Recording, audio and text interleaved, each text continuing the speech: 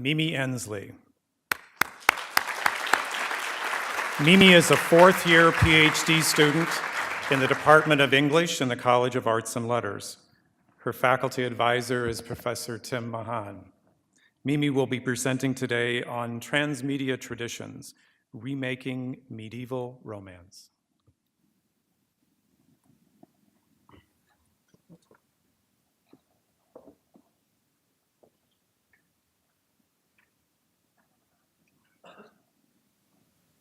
I want to tell you the story of a book.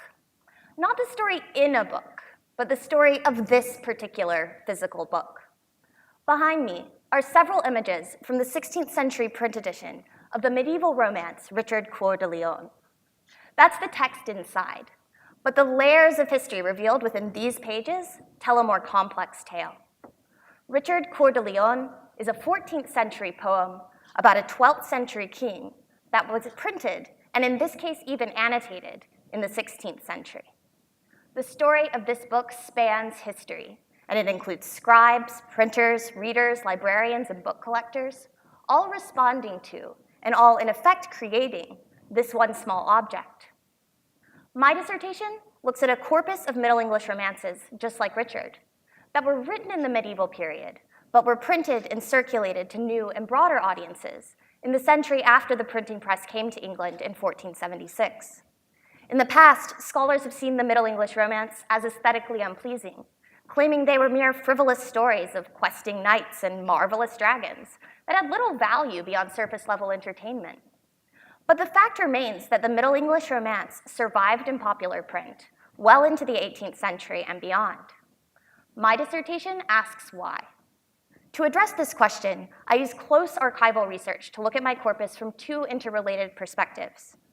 First, I look at my books from the perspective of their producers, asking how printers and publishers transformed the texts they got from medieval manuscripts and marketed them to new readers by using innovative techniques like woodcut illustrations, chapter divisions, and title pages, which you can see here. Second, I look at my corpus from the perspective of its readers. Particularly, I look at the marginal annotations readers left behind in their books, annotations like the one in the middle image here. And I ask what these notes reveal about how readers experience the romance over time.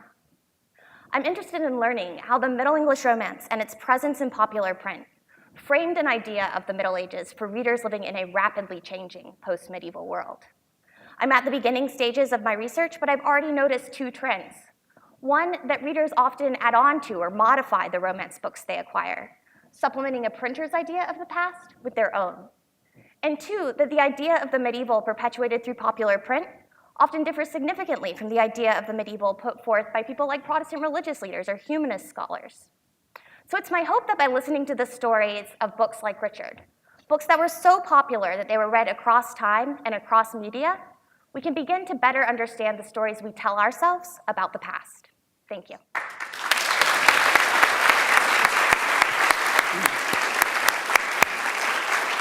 Thank you, Mimi.